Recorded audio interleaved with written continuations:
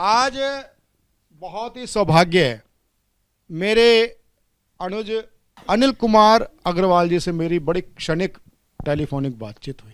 Facebook social media के through जो वो हैं अंतरिक्ष कवि, वो हैं, कोरोना काल ने 2 दिन दी थी, बड़ा अच्छा साधन दिया था, वो दिया था नेट के, जूम और Google Meet so and so और स्काइप यार्ड वगैरह सो एंड सो। तो सहज रूप से कोई ऑस्ट्रेलिया से जुड़ जाता है, कोई मेलबोर्न से, कहीं से, कोई यहाँ तक कि सीरिया से भी जुड़ जाता है, कोई कहीं से जुड़ जाता है, तो वो अपने आप को स्थापित अंतर्राष्ट्रीय कवि मान लेता है। तो मैं उनको अंतरिक्ष कवि मानता हूँ। लेकिन ये जो आप प्लेटफॉर्म देख रहे हैं, 22 वर्षों की सतत साधना है, मेरी अकेली नहीं, आप सभी कवियों की, 20,000 से ऊपर कवियों की। सुनील जोगी तो आपके सामने आया था पहली बार मंच। सुनील जोगी आज जो बड़ा कवि है, वो सुनील जोगी हमारे यहाँ से स्टार्ट हुआ था। तो और डॉक्टर जोशी के सामने उसकी कविता हुई थी, ढोल के भीतर पोल मिलेगा आने वाले दिल्ली को। तो सबसे आज ये जो कृति मेरे हाथ में है, ये मेरे मित्र हैं, कविता संग्रह है, अनिल कुमार मोटू जी। वैसे तो अनिल कुमार अग्रवाल है, लेकिन अनिल अग्रवाल मोटू लेखकीय नाम है, जयपुर से हैं, मूलतः आप मुंबई से हैं। आज सब परिवार इस कार्यक्रम में पधारे हैं। आज इनकी अपनी इतनी शानदार पुस्तक का लोकार्पण होने जा रहा है। मूलतः आप मुंबई से बेस्ड हैं, आप शेयर ब्रोकर हैं और साथ ही अनेक प्रकार के आप व्यवसाय करते हैं, लेकिन इनके अंदर एक साहित्य के अनुरागी होते हुए कविता को ये जीते हैं। तो आज उनकी पुस्तक का लोकार्पण करने के लिए हमारे मध्य हैं सुप्रसिद्ध लोकप्रिय अंतर्राष्ट्रीय विख्यात कवि प्रोफेसर शाश्वत मनमनीषी जी, प्रवीण गुप्ता जी, पंडित नमन जी। मैं आग्रह करूंगा निवेदिता जी सबसे, कृपया पुस्तक का लोकार्पण करें और सभी जोरदार ताली के साथ स्वागत करें। ये अनिल कुमार जी बोल रहे हैं कि मैंने हंसी बांटने का स्टार्टअप खोल लिया है। कविता का बड़ा विद्वान तो कभी था नहीं, बस कभी दिल में जमे अनुभवों को हंसी के छींटों के माध्यम से कागज पर उतार देता हूँ। दोस्ती पर लिखना इसलिए आसान है क्योंकि 50 वर्ष पुराने यार आज भी दिल और दिमाग दोनों जगह घेरे बैठे रहते हैं।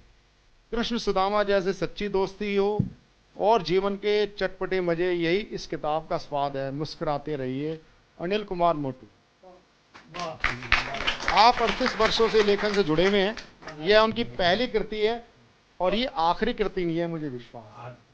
पहली कृति है। अच्छा, ये उनकी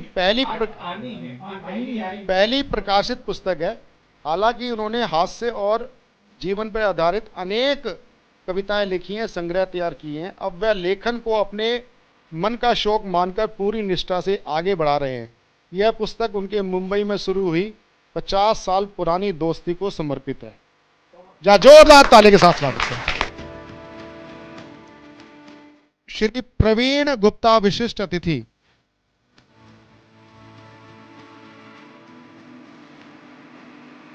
जा जोरदार ताली के साथ।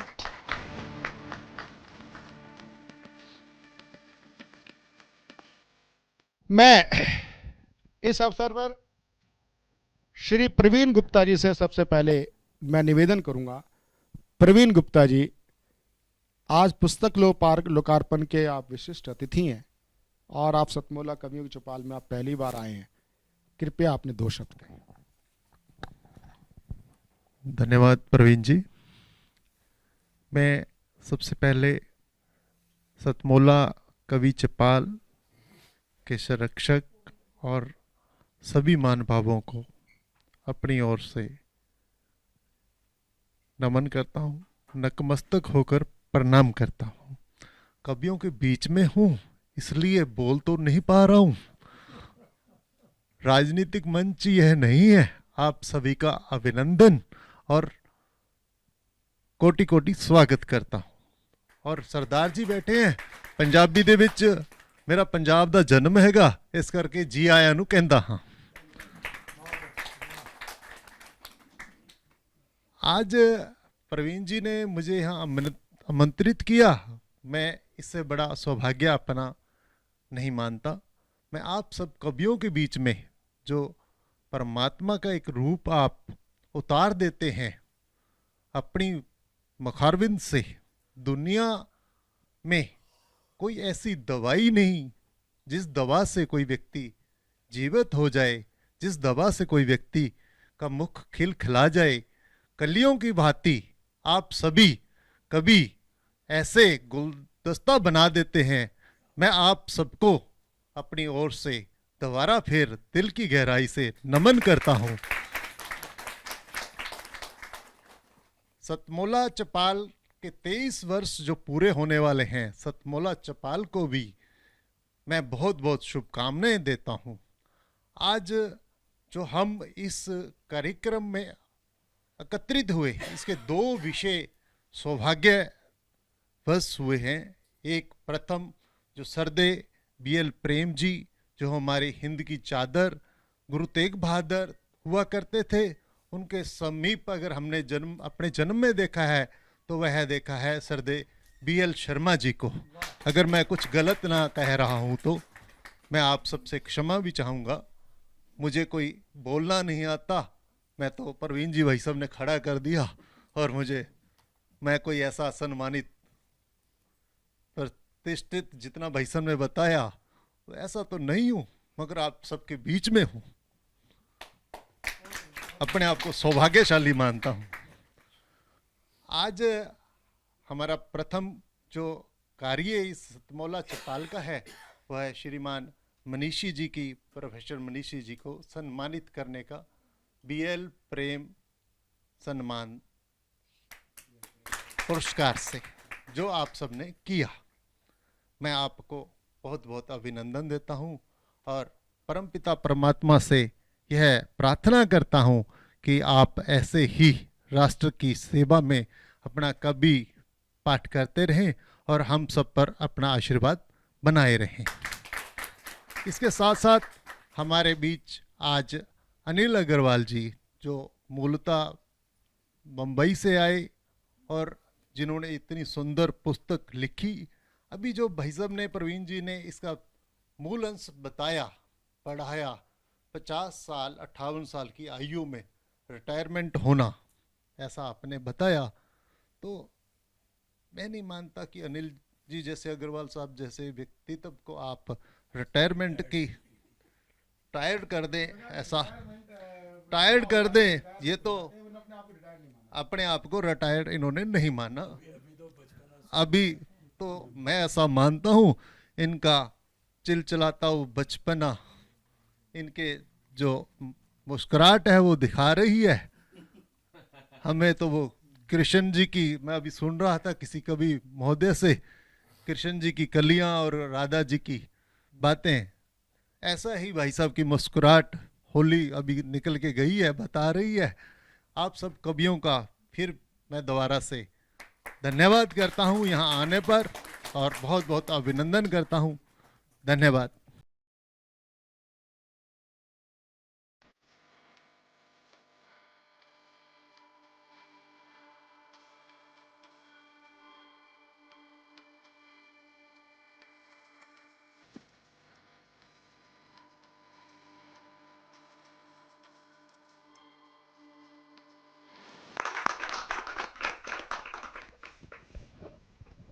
नमस्कार, सतमोला कवियों चौपाल में आप सभी दर्शकों का हार्दिक अभिनंदन है, स्वागत है। सतमोला कवियों की चौपाल आपकी अपनी चौपाल। सतमोला कवियों की चौपाल 22 वर्ष से सतत आपके जो ये साहित्यिक यज्ञ है उसमें आप आहुति डालते आ रहे हैं।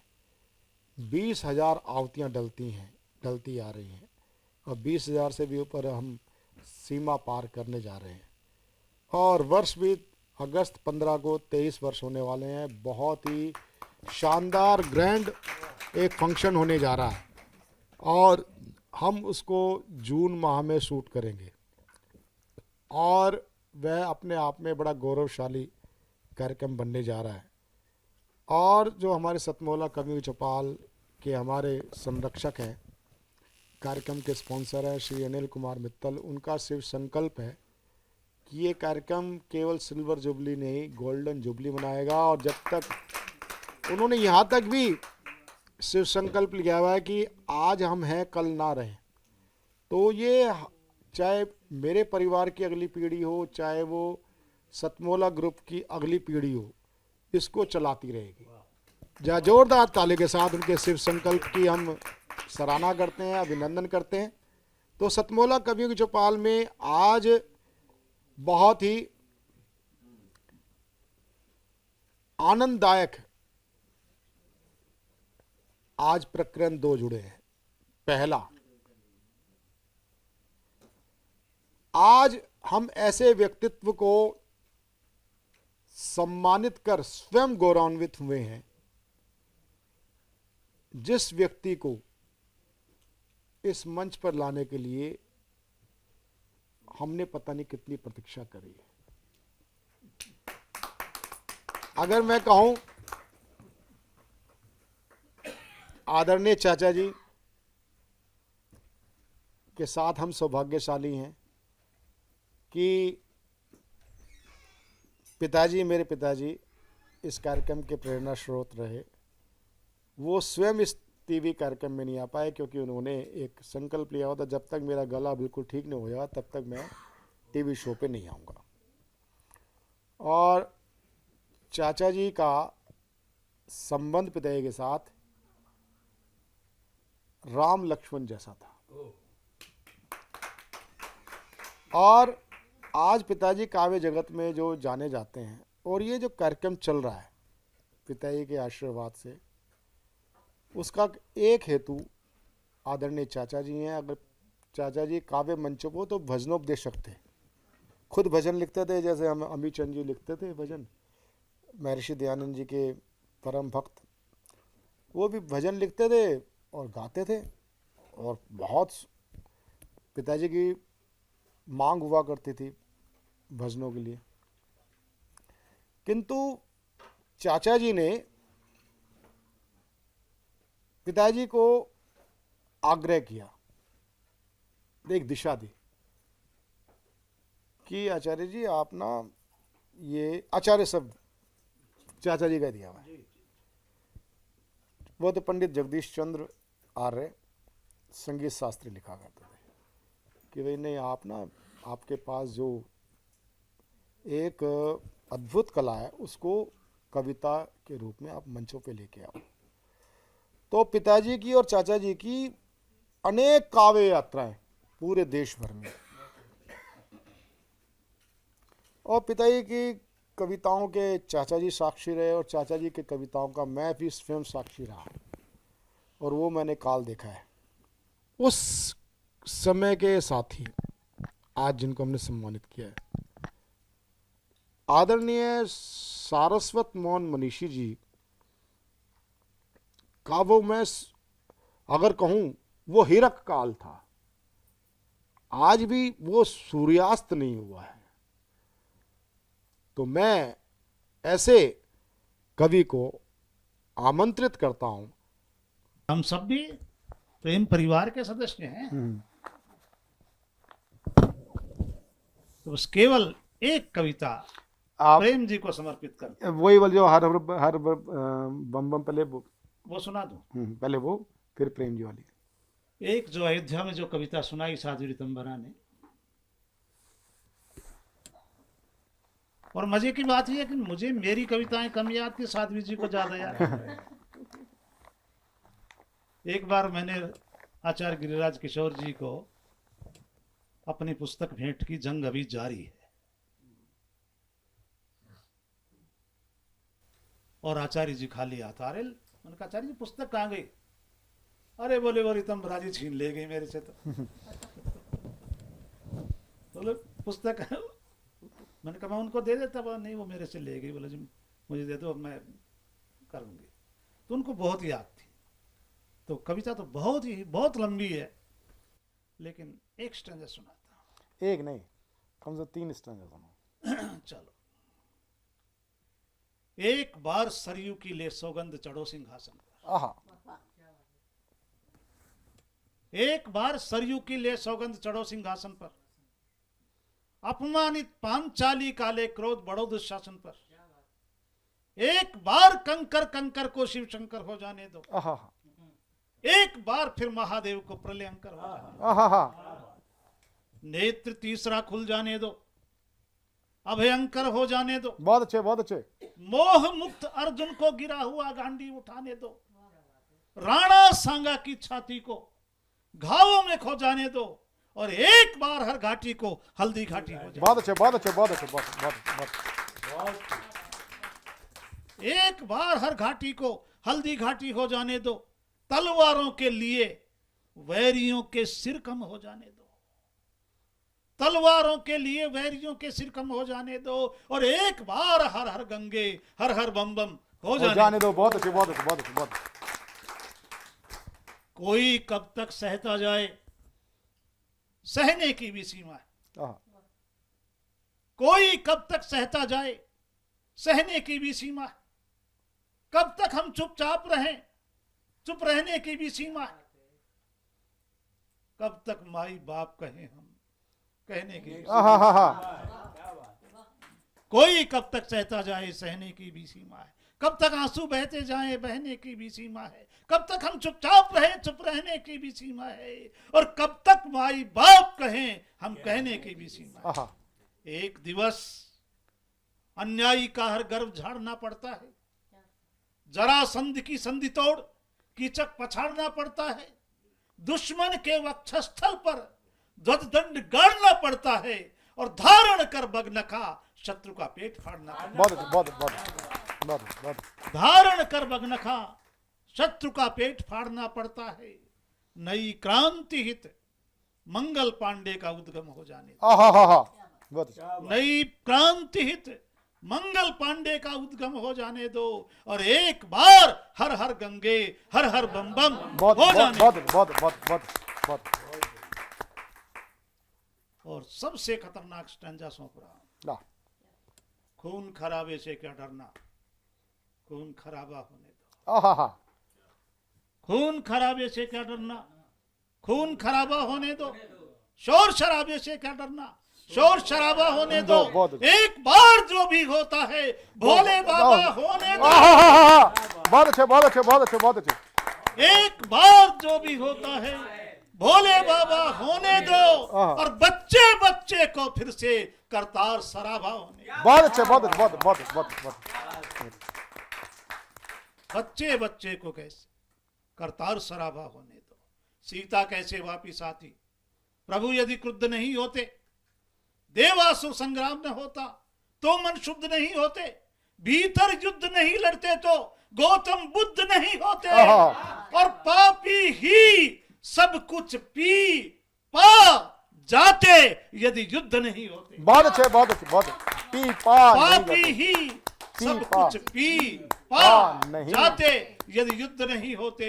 नारी नारायणी पुरुष को पुरुषोत्तम हो जाने दो। आहा, नारी नारायणी पुरुष को पुरुषोत्तम हो जाने दो, और एक बार हर हर गंगे हर हर गंगे बहुत, बहुत, हो बहुत, जाने दो। बहुत, बहुत, बहुत। ये 3 स्टेंजे सुना दिए आपको।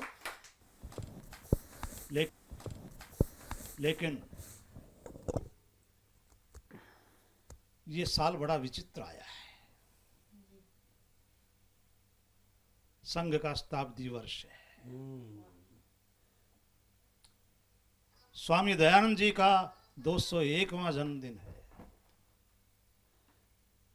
आर्य समाज और सत्यार्थ प्रकाश की रचना का 150वां वर्ष है। हाँ, और स्वामी श्रद्धानंद जी का बलिदान का 99वां वर्ष है। हाँ, इतने सारे ग्रह नक्षत्र एक साथ हिंदू जाग रहा है। लेकिन हाँ, वंदे मातरम भी, नर्मदेश्वर नमन जी, अभी इनका पूरा नाम कोई नहीं लेता, ये खुद ही नहीं लेते, वरना हमारे तो बहुत छोटे भाई हैं, बड़े प्रिय हैं। पंडित नर्मदेश्वर नमन, ये पूरा नाम। हाँ, तो गालियां। एक गीत की कुछ पंक्तियां सुनाता हूं। देखो, दिल से अंधेरों को भगाओ साथियों, दिल से अंधेरों को भगाओ साथियों, आंधियों में दीपक जलाओ साथियों, तेल की तलाश में न जाओ साथियों, आहा। तेल की तलाश में न जाओ साथियों, बातियों को खून में डुबाओ साथियों, बातियों को खून में डुबाओ साथियों। हमने वायदा किया ऋषियों से, सनातन परंपरा से, इस देश की परिपाटी से, इस देश की संस्कृति से क्यों भूल जाते हैं? इसलिए कहता हूं कि वायदा करो तो पूरा होना चाहिए, मांग भर दी तो नहीं रोना चाहिए। यदि आग लगी आपके पड़ोस में, चैन की न नींद कभी सोना चाहिए, चैन की न नींद कभी सोना चाहिए। बेटी न किसी की भी सतानी चाहिए, टीवी फ्रिज हेतु न जलानी चाहिए, बेटी न किसी की भी सतानी चाहिए, टीवी फ्रिज हेतु न जलानी चाहिए। इतनी समझ हमें आनी चाहिए, इतनी समझ हमें आनी चाहिए, लड़की न लकड़ी बनानी चाहिए, लड़की न लकड़ी बनानी चाहिए। डोलियां न अर्थियां बनाओ साथियों, डोलियां न अर्थियां बनाओ साथियों, उतना ही खाओ जो कमाओ साथियों। तेल की तलाश में न जाओ साथियों, बातियों को खून में डुबाओ साथियों, बातियों को खून में डुबाओ।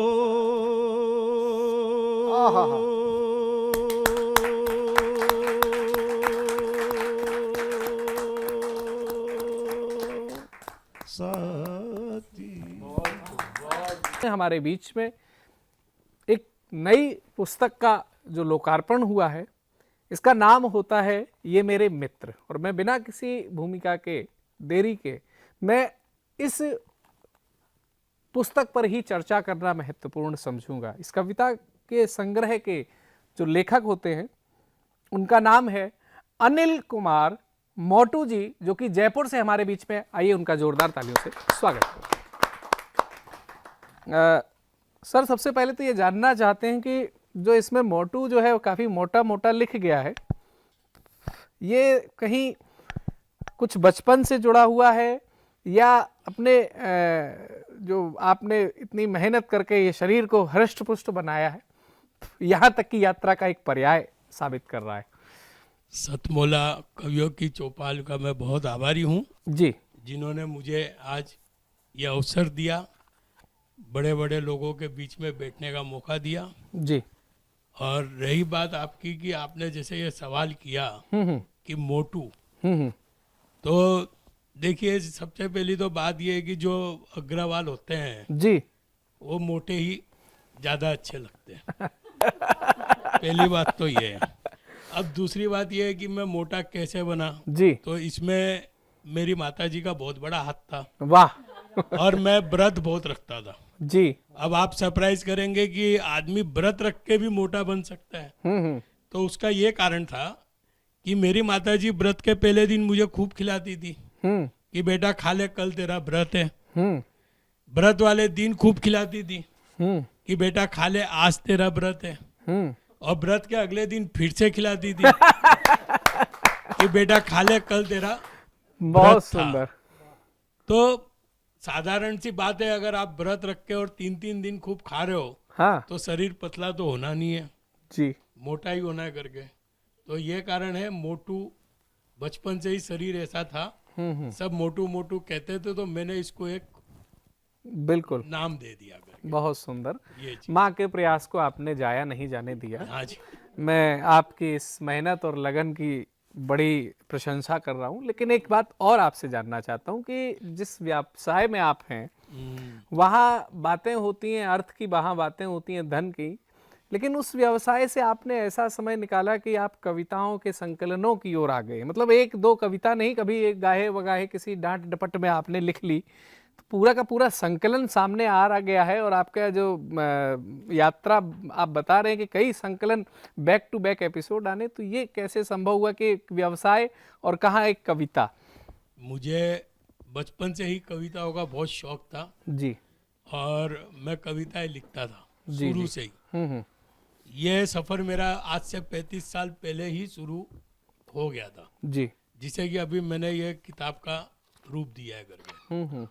और रही बात ये करके कि व्यवसाय तो शौक और व्यवसाय अपनी अपनी जगह अलग होते हैं। शौक कभी व्यवसाय नहीं बन सकता है और व्यवसाय कभी शौक नहीं बन सकता है। बहुत सुंदर, ये चीज बहुत तो आप सुंदर। समझ के चलिए करके। और रही बात ये कि ये सफर अब भी मैंने शुरुआत किया, उसका क्या कारण है?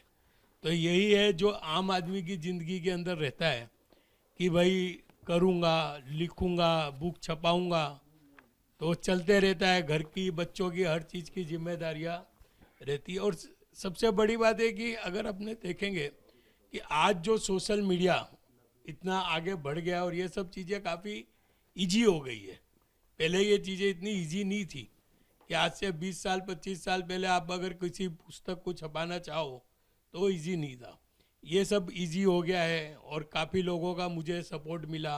और सबसे बड़ा बात है कि मेरी वाइफ का सपोर्ट मिला कि जिसने मुझे ये लिखने के लिए कभी रोका नहीं।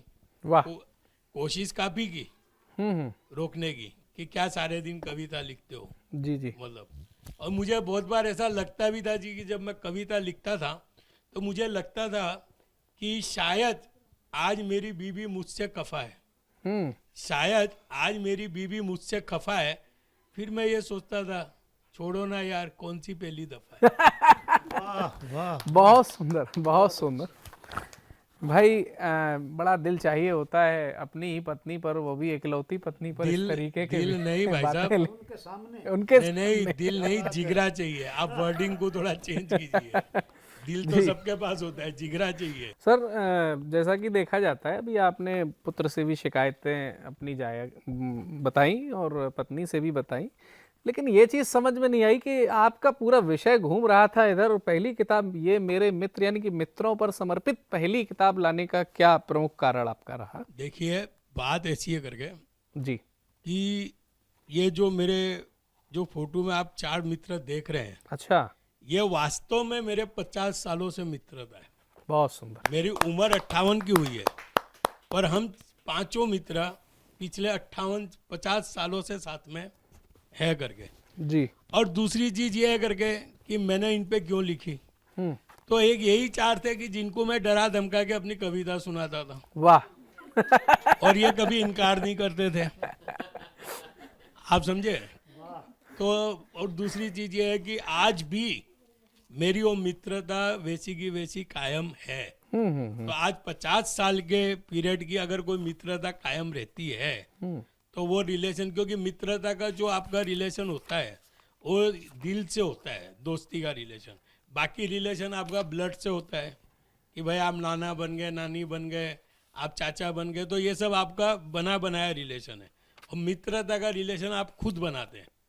तो मैंने ये किताब, ऐसा नहीं है कि ये पूरी किताब मित्रता से भरी पड़ी है। मेरे 4 मित्र इतने सक्षम नहीं थे कि उनके ऊपर मैं पूरी किताब लिख सकता था।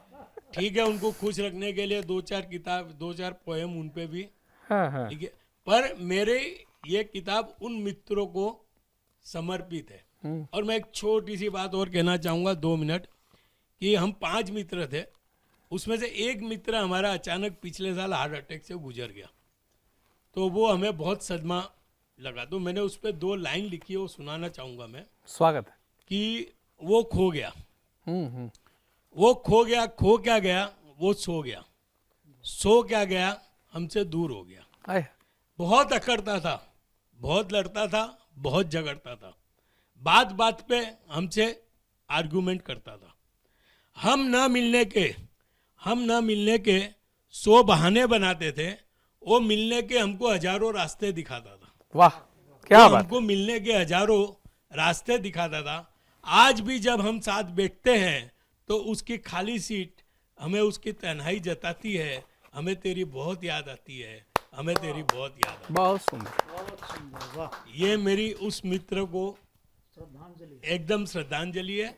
और मैंने पहले पेज पे उसी की श्रद्धांजलि स्वरूप लिखी है। एक इसमें कविता है, मुझे कांटों पर प्यार आता है। जी, अक्सर जी, ऐसा माना जाता है कि फूल को लोग चुन लेते हैं, लेकिन देखने में आता है कि अगर उन फूल के पौधों पर कांटा ना हो तो शायद वह फूल जो उस कांटे नहीं, वाले। ये जो कविता मैंने लिखी है, जी और मैं चाहूंगा कि 1 मिनट अगर आप दे तो ये कविता मैं सुनानी भी चाहूंगा। जी जी जी। ये कविता कांटों का मतलब ये नहीं है कि सिर्फ वो कांटे। हमारे जीवन के अंदर, जी बिजनेस के अंदर, परिवार के अंदर काफी उतार चढ़ाव आते हैं, और जो उतार चढ़ाव आते हैं और उनसे जो हमें दर्द होता है वो कांटों का रूप होता है करके। बहुत सुंदर। आप समझिए। तो मैंने ये कविता जो सुनाना चाहूंगा मैं 1 मिनट, जी कि कांटों पे क्यों प्यार आया मुझे, कि न खिलने की चिंता न मुरझाने का डर। फूल को तो चिंता रहती है खिलने की, मुरझाने का भी डर रहता है। न खिलने की चिंता न मुरझाने का डर, न टूटने की चिंता न बिखरने का डर। जी आप कांटों को न तो तोड़ सकते हैं न बिखार सकते हैं, इन्हें अटल रहना आता है, इन्हें अटल रहना आता है। इसलिए मुझे कांटों पर प्यार आता है, बहुत सुंदर। इसलिए मुझे कांटों पर प्यार आता है। न कोई रंग न कोई रूप, कांटों का कोई रंग रूप नहीं होता है। जी न खुशी की चाहत, आप कांटों से किसी खुशी की चाहत न रख सकते हैं न उनको दे सकते हैं। न खुशी की चाहत न गम में आहत, न गम में आहत, इन्हें कोई नहीं अपनाता है। इसलिए मुझे कांटों पर प्यार आता है। बहुत सुंदर, बहुत न श्रद्धा मिलती है, फूल हम श्रद्धा के रूप में चढ़ाते हैं, न श्रद्धांजलि कोई देता है। हम्म, फूल को तो हम यूज करते हैं। न जूड़े में बांधे जाता है, न जूड़े में बांधे जाता है, न पैरों में रोंदा जाता है, न पैरों में रोंदा जाता है। इन्हें आत्मसम्मान की रक्षा करना आता है। इसलिए मुझे कांटों पर बहुत प्यार सुंदर, आता है। बहुत सुंदर। लास्ट अंतिम 4 लाइन, कि मोटू नहीं धूप का और नहीं छांव का असर, नहीं धूप का नहीं छांव का असर, न पानी का न हवाओं का डर, क्या बात है, वाह। न पानी का न हवाओं का डर, इन्हें हर मौसम भाता है। इसलिए मुझे कांटों पर प्यार है। बहुत सुंदर, बहुत सुंदर, बहुत सुंदर। बिल्कुल सही कहा आपने। वानस्पतिक रूप से भी देखा जाता है कि कांटे जो है उन पौधों के लिए पानी संचय करने का काम करते हैं। इसमें आपने भक्ति की और चुगली करने जैसी कविताएं भी लिखी हुई हैं। तो कोई एक ऐसी कविता जो आपको बहुत ज्यादा पसंद है? मैं आपको मैं चाहूंगा कि एक कविता और आपकी मैं होनी चाहिए। आपको छोटे छोटे 2-4 मुक्तक सुनाऊंगा। जी स्वागत है। और जो भी मैं सुना रहा हूँ मैं खुद के बनाए हुए और मेरी हकीकत जिंदगी में गुजरे हुए हैं। वाह। जब मैं कविता लिखता था, आप लोगों को पता है कि जो कवि, यहाँ सब कवि बैठे हुए हैं, तो जो कवि होते हैं ना, वो कोई वक्त देख के तो लिखता नहीं है कि 9 बज गई लिख लो, 4 बज गई लिख लो, रात को नींद खुल गई बैठ के लिख लिए। तो मैं भी अक्सर ऐसे ही रात को नींद खुल जाती और मैं लिखता था। तो एक दिन रात को मेरी वाइफ आई और बोली क्या कर रहे हो? मैं बोला जायज है कि मेरे हाथ में पेन है और कागज है तो मैं कविता लिख रहा हूँ। तो उस दिन मैडम कुछ रोमांटिक मूड में होगी, तो बोली कि कभी इस पर तो कभी उस पर कविता बनाते हो, कभी इसको तो कभी उसको अपनी कविता में लाते हो, कभी इसको सूरज तो उसको चांद बताते हो, कभी हमें भी अपनी कविता में लाया करो, हमें भी अपनी कविता में लाया करो, हम पर भी कविता बनाया करो। वाह। हमने तुरंत एक कविता बनाई और श्रीमती जी को सुनाई कि काश काश तू बम या हथगोला होती, कि काश तू बम या हथगोला होती, तुझे दोनों हाथों में उठाता और दूर मैदान में जाकर कहीं छोड़ आता, कम से कम धमाके की आवाज रोज रोज मेरे घर में तो ना होती। और साहब ईमानदारी के बाद 30 साल हो गए, उसके बाद उसने आज तक नहीं कहा कि मुझ पे कोई कविता बनाओ। और 1-2 और हास्य व्यंग जी जी जी। कि ये तो सब जानते हैं कि हर पति अपनी पत्नी से डरता है।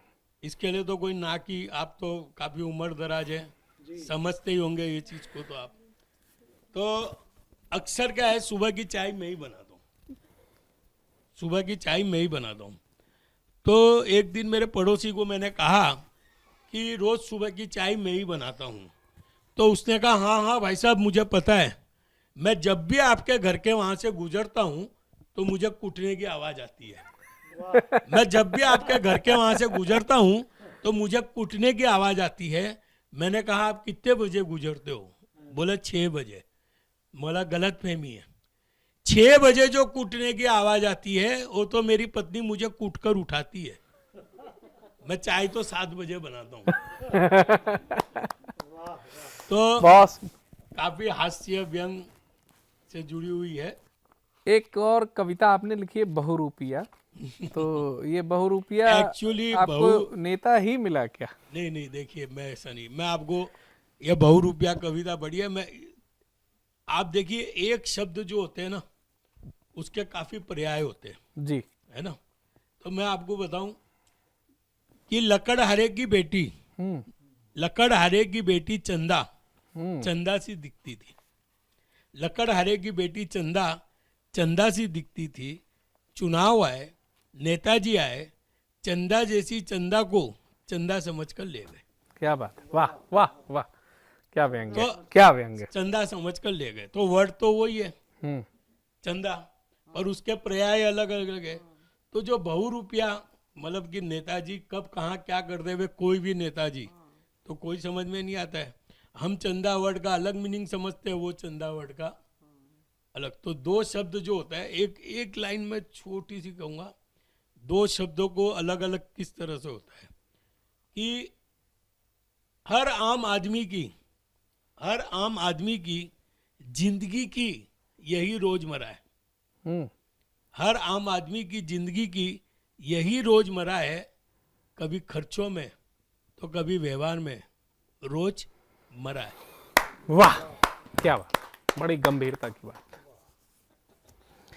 बहुत ही शानदार। 2-3 मिनट की बातचीत में अनिल जी से करना चाहता हूं कि अनिल जी, आपकी पुस्तक की परिचर्चा पहले हो चुकी, आज आप हमारे कार्यक्रम में आए, समस्त परिवार के साथ आए, आपको कैसा लगा?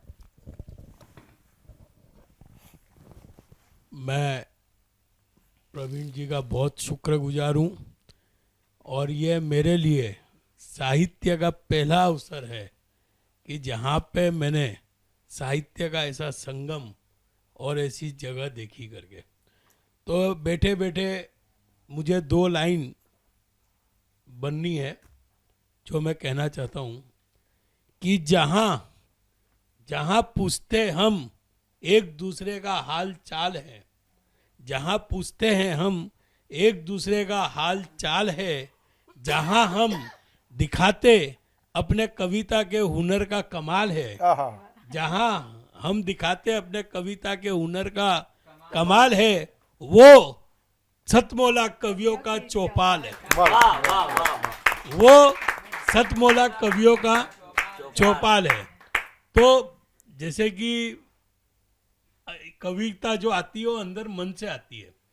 तो मैं यहाँ काफ़ी टाइम से बैठा हूँ, देख रहा हूँ जिस प्रकार से भाई साहब ने मुझे मान सम्मान दिया, और आज यहाँ पे इतने बड़े वरिष्ठ लोगों से मुलाकात हुई, तो मेरा मन ये कह रहा है करके कि सतमौला कवियों का चौपाल जो मुझे एक मंच मिला है और जो मुझे एक अवसर मिला है, तो मैं ये चाहूँगा कि यह अवसर मुझे बार बार मिले। प्रवीण जी भाई साहब मेरे बड़े भाई जैसे हैं, और इन्होंने मेरे ऊपर इतना भरोसा किया है, तो ये भरोसे के ऊपर भी 2 लाइन याद आती है किसी शायर की, क्योंकि जहाँ पे आप कोई आप पे भरोसा करते हो और आप कहीं सक्सेस होते हो, तो दुनिया में काफ़ी लोग ऐसे भी होते हैं जो आपके विपरीत चलते हैं करके, कि तू दुनिया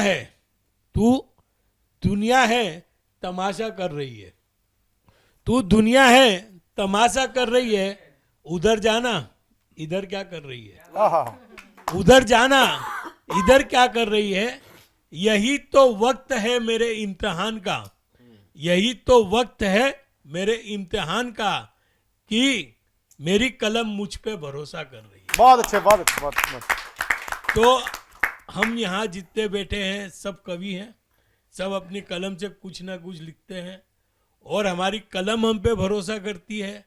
कलम के बाद भाई साहब ने जो ये बीड़ा उठाया है कि हम कवियों के ऊपर भरोसा करना और इतना बड़ा मंच देना, तो मैं यही कहूँगा भाई साहब बहुत बहुत आभारी हूँ।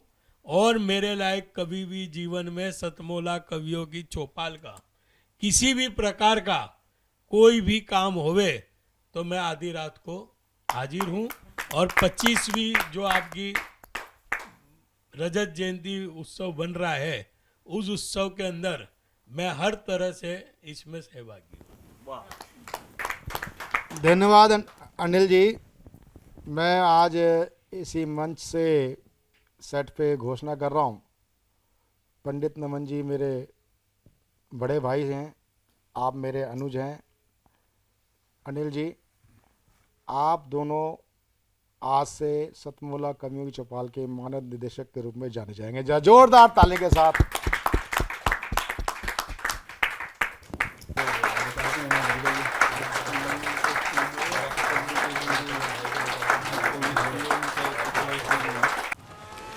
शिट। रोहन, अभी तक पढ़ाई शुरू नहीं की ना तुमने? बालकनी का ग्लास भी तुमने ही तोड़ा था ना? तुम्हारे पापा को बताऊंगी। मम्मा, मैंने ग्लास के साथ एक फ्लावर पॉट भी तोड़ा था। हाँ? सतमूला खाओ, कुछ भी पचा।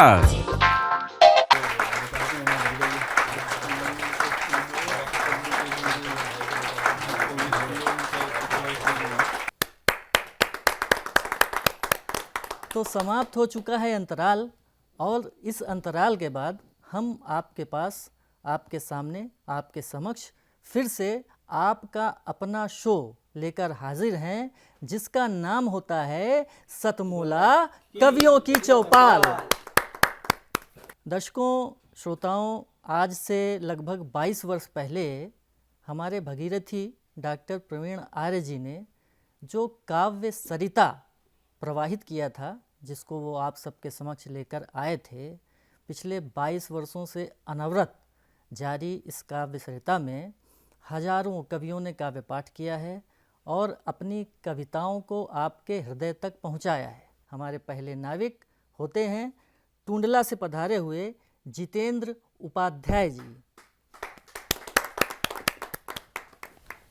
जितेंद्र उपाध्याय जी के बारे में अगर मैं कुछ कहूँ तो आप अवकाश प्राप्त रेलवे कर्मी हैं और रेलवे के पार्सल विभाग में आप कार्यरत रहे हैं। तो रेलवे के पार्सलों को इधर से उधर भेजते भेजते आपने शब्दों का संचयन करना प्रारंभ कर दिया और उनका पार्सल आज आप सबके सामने करने वाले हैं और आप तक पहुंचाने वाले हैं। आपकी एक ऐसा क्यों लगता है, और अभी बातचीत के दौरान आपने बताया कि आपकी एक दूसरी कृति भी लगभग संपूर्ण है, जो कि स्वागत करते हैं टुंडला से पधारे हुए जितेंद्र उपाध्याय जी का। नमस्कार दोस्तों, परिचय बता ही दिया है पांडे जी ने। मैं दो मुक्तक स्वागत है आपकी शुरुआत में रखना चाहूँगा। स्वागत है जितेंद्र जी, स्वागत। मोटिवेशनल कि आंधियाँ खुद थम जाएंगी, कि आंधियाँ खुद थम जाएंगी, तू तूफान बन के देख। हाय हाय हाय हाय हाय, क्या बात है। आंधियाँ खुद थम जाएंगी, तू तूफान बन के देख। क्या बात है, क्या बात है। व्याधियाँ खुद हट जाएंगी, तू चट्टान बन अरे के क्या देख। बात है, क्या बात है। बहुत बढ़िया, बहुत बढ़िया, खुद बहुत हट बढ़िया जाएंगी, जितेंद्र जी, बहुत बढ़िया। तू चट्टान बन के देख। और इंसान, तू ईश्वर की है श्रेष्ठ और अनुपम कृति, तू अपनी खूबियों की पहचान। क्या बात है, क्या बात है, क्या बात है। तू बहुत अपनी बढ़िया, खूबियों बहुत की बढ़िया। पहचान बन के देख। और जब तुझे अपनी खूबियों की पहचान हो, भटकने की जरूरत नहीं है। तो जी, तू कुछ अनूठा काम कर। क्या बात है। लीक का फकीर नहीं बनना है, अलग रास्ते पे चलना है। कुछ अनूठा काम कर, कि तू कुछ अनूठा काम कर, यत्नों में लगा दे पूरी जान। क्या बात है, क्या बात है, क्या तू बात है। कुछ अनूठा काम कर, यत्नों में लगा दे पूरी जान, और वक्त के सीने पर बना दे तू अपने कदमों के निशान। क्या बात है, क्या बात है। बहुत वक्त के बढ़िया, कदमों बहुत पर बढ़िया। बना दे तू अपने कदमों के निशान। और लोग तुझको क्या कहेंगे, ज्यादातर यही होता है कि चल लोग क्या कहेंगे। जी, जी, कि जी। लोग तुझको क्या कहेंगे, ऐसी बातों को तू भूल जा। और जिसने इसे है मंत्र माना, बस वो ही बना जग में महान। बहुत बढ़िया, जिसने बहुत इसे बढ़िया, है बहुत मंत्र बढ़िया, माना, बहुत बढ़िया, बस बहुत वो ही बढ़िया। बना जग में महान। बहुत सुंदर मेरी मुक्तक। चर्चित रचना, स्वागत है, स्वागत, स्वागत है। टाइम का आपका फाउंडेशन है, जी जी, तो 3 मिनट की होगी मुश्किल से। स्वागत है जितेंद्र जी, स्वागत। कि आजकल मानवीय रिश्ते जैसे दम तोड़ रहे हैं, और जी। जैसे संवेदनाएं हटती जा रही हैं मानवीय रिश्तों से, उसका खाका है ये रिश्ता। ये आदमी जीवन भर तथाकथित अपनों के लिए जीता है, और जब अपने लिए जीने का वक्त आता है तो परिस्थितियां विपरीत हो जाती हैं। वही है, आप सारे समझ जाएंगे, सारे साहित्यकार हैं। तो जी स्वागत है जितेंद्र जी। कि अब तक औरों के साथ रहा मैं, अब तक औरों के साथ रहा मैं, कि अब तक औरों के साथ रहा मैं और खुद से ही खुद दूर रहा हूँ। जी कि अब तक औरों के साथ रहा मैं, खुद से ही खुद दूर रहा हूँ, और आज अपने घर के दरवाजे पर मैं अपना ही घर ढूंढ रहा क्या हूँ। बात है, क्या बात है, बहुत बढ़िया, बहुत बढ़िया, आज बहुत अपने घर के दरवाजे पर मैं अपना ही घर ढूंढ रहा हूँ। बहुत सुंदर और पंक्ति। ये दुनिया रिश्तों का मेला, ये दुनिया रिश्तों का ये मेला, दुनिया रिश्तों का मेला, पर इसमें प्यार की कोई दुकान नहीं है, और सबके सब मिट्टी के खिलौने, यहाँ पुख्ता कोई सामान नहीं। क्या बात है, क्या बात है, बहुत बढ़िया, सबके बहुत सब बढ़िया, मिट्टी बहुत के बढ़िया, बहुत खिलौने, बढ़िया, बहुत बढ़िया। यहाँ पुख्ता कोई सामान नहीं है, और सबका सब बिक चुका यहाँ पर।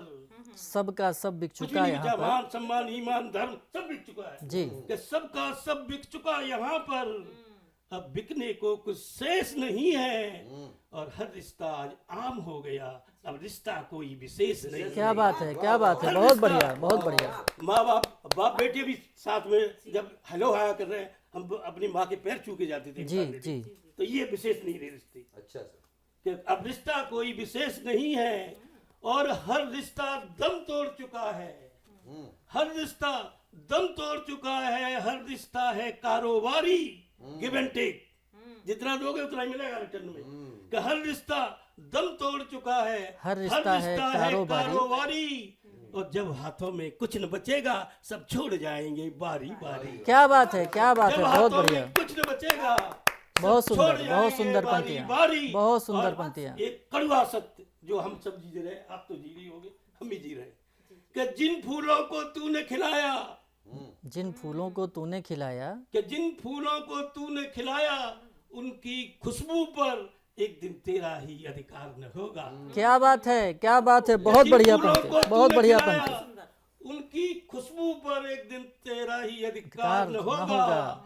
और जिनसे तूने प्यार किया था, उनको ही तुझसे प्यार न होगा, बहुत बढ़िया, बहुत बढ़िया जिनसे पंक्ति, बहुत तूने बढ़िया। प्यार किया था, उनको ही तुझसे प्यार न होगा। और इससे भी ऊपर की चीज, कि जिनकी खातिर तूने अपने जीवन को ही होम कर दिया, जिनके खातिर तूने अपने जिनकी खातिर जीवन को ही तूने होम कर अपने दिया, जीवन को ही होम कर दिया, वही एक दिन तुझसे ये कहेंगे कि तुमने क्या कोई नया काम कर दिया। क्या बात है, क्या बात है, वही तुझसे एक दिन, बहुत कहता बढ़िया। हूँ, औलाद यही कहती है कि सारे बाप करते हैं, कि जिनकी खातिर तूने अपने जीवन को ही होम कर दिया, वही एक दिन तुझसे ये कहेंगे कि तुमने क्या कोई नया काम कर दिया।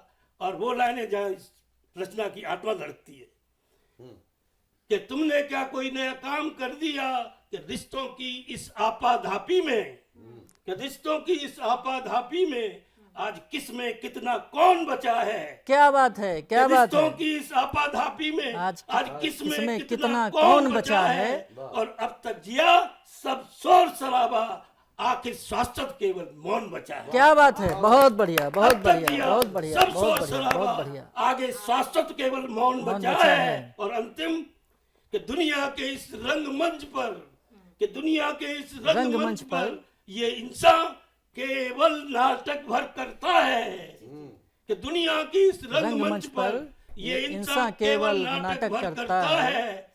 अरे मरता है तो बस पात्र यहाँ पर, वो नाटककार कहाँ मरता है। क्या बात है, क्या बात है, क्या बात है, पात्र क्या यहाँ बात है, पर, क्या बात है, वो बहुत बढ़िया, नाटककार बहुत कहाँ बढ़िया, मरता बहुत है। बढ़िया, वो नाटककार कहाँ मरता है। बहुत बढ़िया। टुंडला से पधारे हुए ये थे जितेंद्र उपाध्याय जी, जो अपने मुक्तक और अपनी रचना के माध्यम से आध्यात्मिकता की ऊंचाइयों तक जाकर समाज को आईना दिखाने का काम कर रहे थे। अब बात चलेगी अपने विचार की, अब बात चलेगी अपनी स्वीकारोक्ति की। शादी एक पवित्र बंधन है और उस पवित्र बंधन में तमाम शर्तें होती हैं। ये शर्तें आज मीडिया के दौर में ये शर्तें आज के समन्वय के दौर में ही नहीं, भारतीय संस्कृति में भगवान शंकर ने भी जब शादी के विवाह सूत्र में बंधे थे तब से लेकर के और आज तक एक दूसरे का साथ निभाने का जो वचन है वो हमेशा से चलता आया है। और ये परंपरा जब आज के गीतों में मिलती है, ये परंपरा जब आज के भाव में आपको देखने को मिलती है, तो विदेशों में किसी एक दिन प्रॉमिस डे के रूप में उसको मना लिया जाता है। शायद है कि आधुनिक शादियों में किसी एक प्रॉमिस के नाम पर उसको पूरा करने की कोशिश की जाती है, लेकिन ये शाश्वत परंपरा चली आ रही है। एक दूसरे के रिश्तों की हमें स्वागत करना होगा, एक दूसरे की हमें भावनाओं का स्वागत करना होगा। ऐसी ही कुछ भावनाएं लेकर के अगली कवित्री हमारे बीच में, जिनका नाम होता है जानवी सिंह, दिल्ली से पधार रही है। आइए उनकी स्वीकारोक्ति सुनते हैं। एक जोरदार ताली। बहुत बहुत धन्यवाद। सर्वप्रथम माँ भारती व माँ शारदे को मेरा नमन एवं सभी को नमस्कार। स्वागत। और रचना प्रारंभ करने से पहले 2 शब्द ताकि मेरी रचना पूर्ण रूपेण आप तक पहुँच सके। जी। विवाह किसी भी स्त्री के जीवन का बहुत ही पावन व महत्वपूर्ण संस्कार है जी, जिसके बिना सामाजिक विकास संभव नहीं है। किंतु मैं इस मंच के माध्यम से यह पूछना चाहती हूँ कि क्या विवाह पश्चात बिना समुचित सम्मान व अधिकार दिए किसी भी महिला का सशक्तिकरण संभव है? जी। कुछ इसी तरह के प्रश्नों को रेखांकित करते हुए मेरी आज की रचना की पात्र, जो कि एक युवती हैं, वह अपने होने वाले जीवन साथी से कुछ निवेदन करना चाहते हैं। स्वागत। जो मेरे इन मापदंडों पर खरे पाओ उतर तुम, जो मेरे इन मापदंडों पर खरे पाओ उतर तुम, तो करो स्वीकार मुझको हर जन्म हर बार मुझको, तो करो स्वीकार मुझको हर जन्म हर बार मुझको। और ये प्रथम निवेदन। मैं कभी हूँ गलत तो तुम मुझे डट कर सुनाना, मैं कभी हूँ गलत तो तुम मुझे डट कर सुनाना, पर जो गलती हो तुम्हारी तुम भी हंस कर मान जाना, पर जो गलती हो तुम्हारी तुम भी हंस कर मान जाना। जो मेरे इतने निवेदन से न हो इनकार तुमको, तो करो स्वीकार मुझको हर जन्म हर बार। बहुत बहुत धन्यवाद आप सबका। और अगली पंक्तियां सभी कामकाजी महिलाओं को समर्पित हैं जो घर और बाहर की दोहरी जिम्मेदारी निभा रही हैं। हर तरह सहयोग दूंगी, धर्म है अर्धांगिनी का, हर तरह सहयोग दूंगी, धर्म है अर्धांगिनी का, पर कभी थक जाऊं देना साथ तुम सहगामिनी का, पर कभी थक जाऊं देना साथ तुम सहगामिनी का। जो मेरे इन मानकों का मान्य हो आधार तुमको, तो करो स्वीकार मुझको हर जन्म हर बार मुझको। और आज धन्यवाद। आज 21वीं सदी में भी पुत्र और पुत्रियों के बीच भेदभाव की जो खबरें आ रही हैं, अगली पंक्तियां उस पर हैं। हो सृजन जिसका भी किंतु तुम हृदय में स्थान दोगे, हो सृजन जिसका भी किंतु तुम हृदय में स्थान दोगे, सब कृति है भगवती की एक सा तुम मान दोगे, बहुत सुंदर। सब कृति है भगवती की एक सा तुम मान दोगे, बस वचन भर चाहिए ना दो गले का हार मुझको, तो करो स्वीकार मुझको हर जन्म हर बार मुझको। और युवती अपने कर्तव्यों के प्रति पूर्ण आश्वस्त व सजग हैं, किंतु स्वयं के परिजनों के सम्मान हेतु कुछ आश्वासन चाहती हैं। मैं तुम्हारे जन्मदाता को सदा मस्तक धर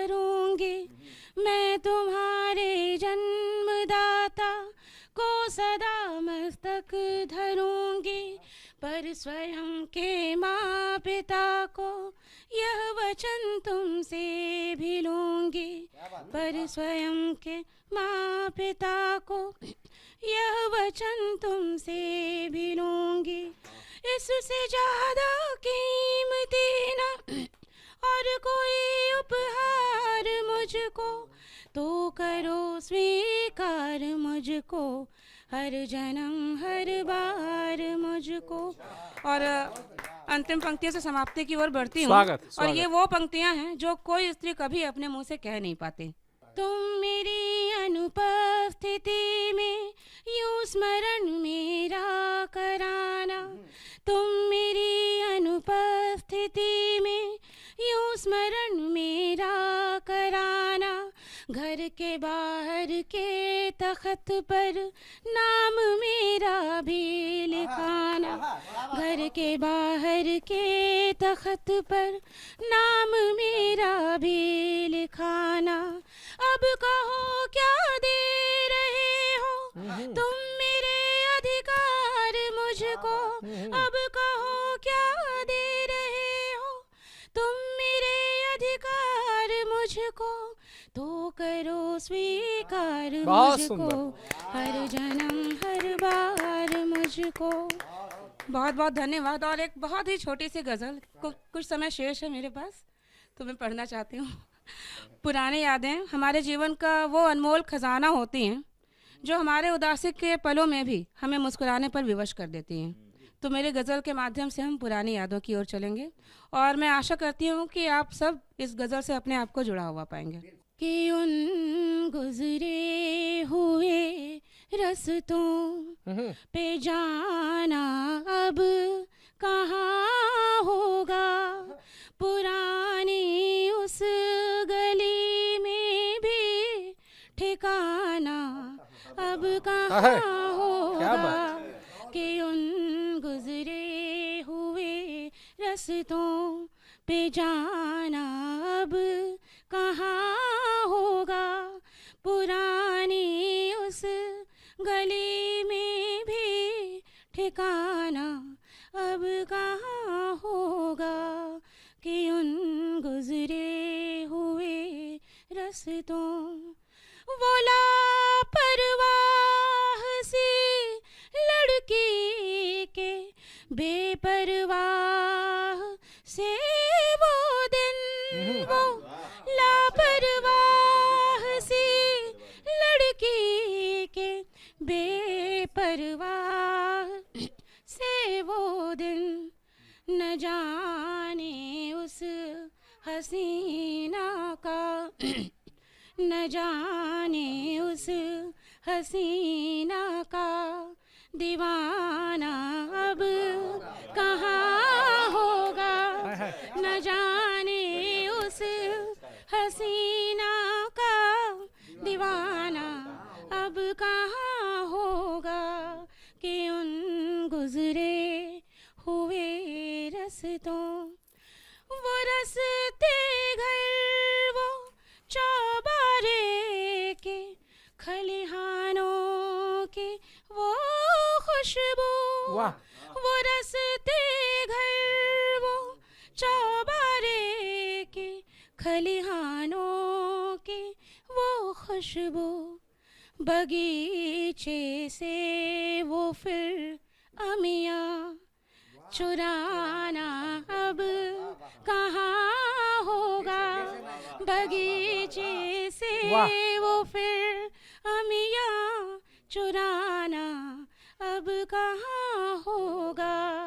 कि उन गुजरे हुए रस्तों चले जाऊं कहीं भी मैं, मगर दिल ना लगे पापा, चले जाऊं कहीं भी मैं, मगर दिल ना लगे पापा, पकड़ उंगली वो फिर मेले में, पकड़ उंगली वो फिर मेले में जाना अब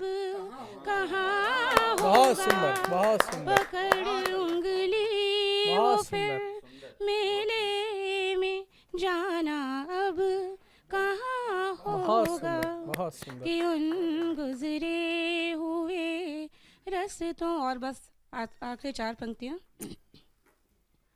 वो शीतलता तेरे आंचल की बहती थी हवाओं में, वाह। वो शीतलता तेरे आंचल की बहती थी हवाओं में, कि मेरी माँ के हाथों का वो खाना अब कहाँ होगा, कि मेरी माँ के हाथों का वो खाना अब कहाँ होगा, कि उन गुजरे हुए रस्तों।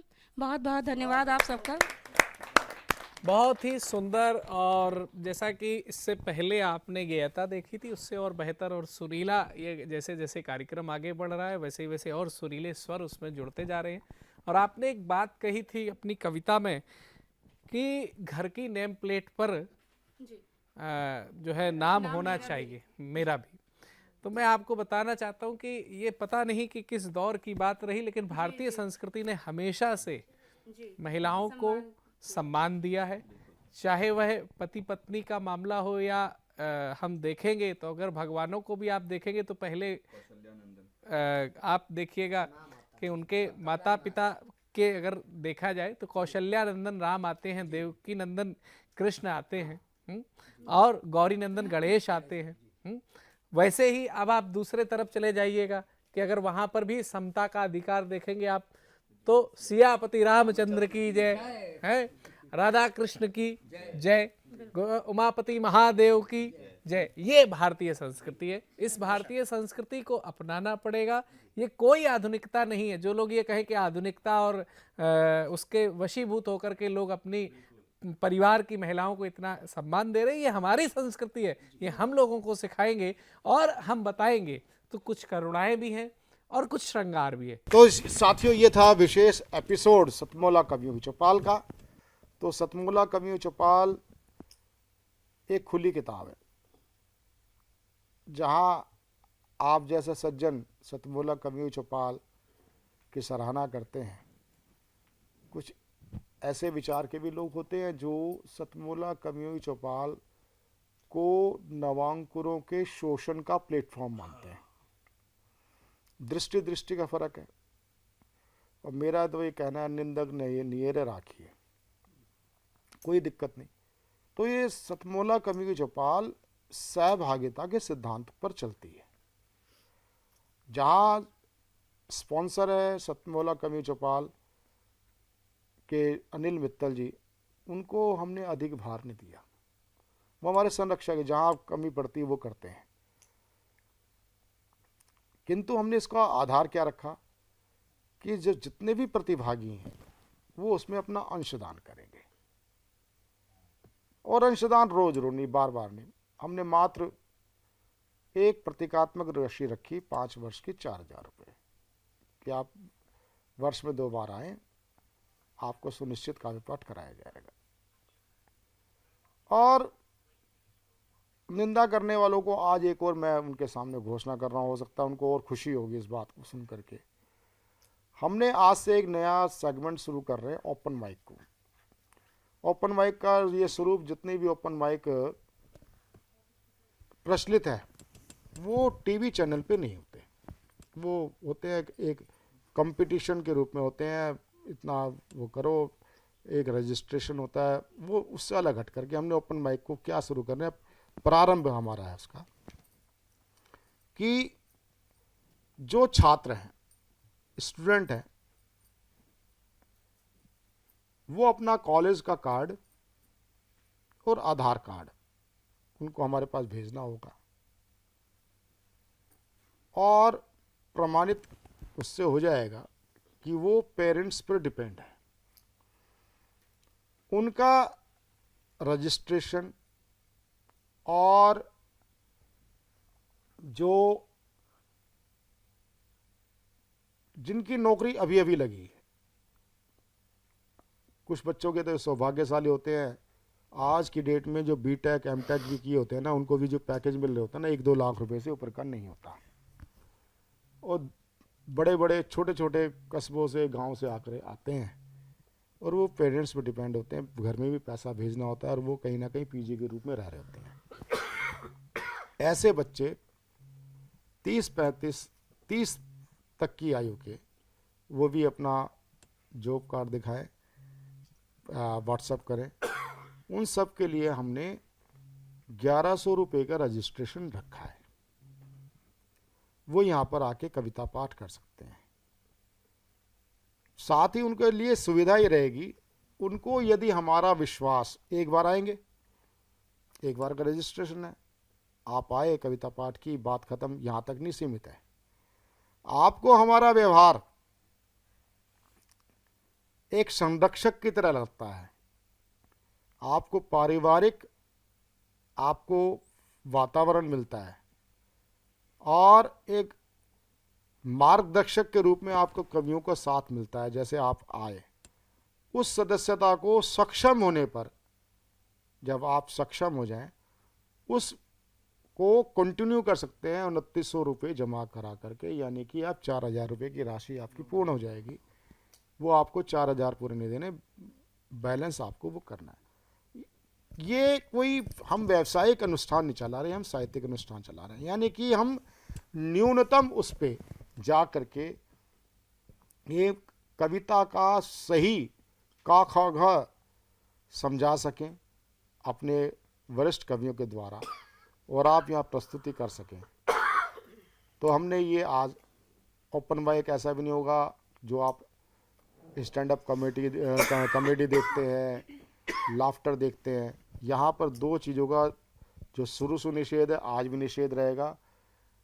एक, सनातन विरोधी कंटेंट नहीं हम स्वीकार करेंगे, और दूसरा वल्गर कंटेंट हमारे यहाँ स्वीकार नहीं होगा।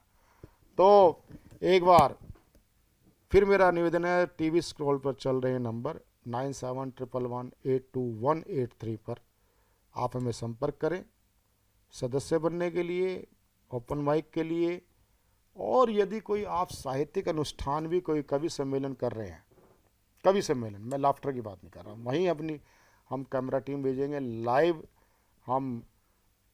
हमारी टीम है उसको रिकॉर्ड करेगी, डेफर लाइव भी करती है। तो आप हमसे संपर्क कर सकते हैं 9711182183 पर।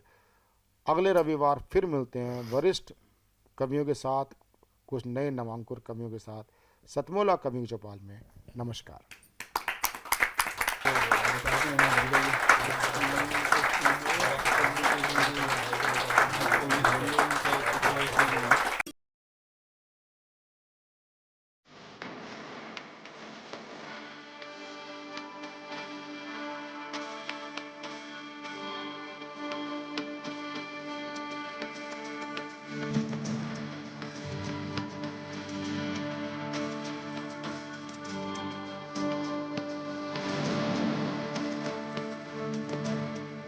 तो इज्जत कर ले उनकी। वो तेरा मामा लगता है? चाचा मामा कह रहे हैं आपको। इन दोनों जॉली की बातों का क्या करें, ना समझ आए ना अजब हो, पर जब हो सतमोला का चटपटा स्वाद साथ, तो हर बात पचेगी। मसालेदार केस, चटपटी बातें, एक ब्लॉकबस्टर कॉम्बिनेशन, बिल्कुल हमारी फिल्म जॉली LLB 3 की तरह। सतमोला के साथ सेलिब्रेट करो jolly LLB 3 in theatres from 19 September.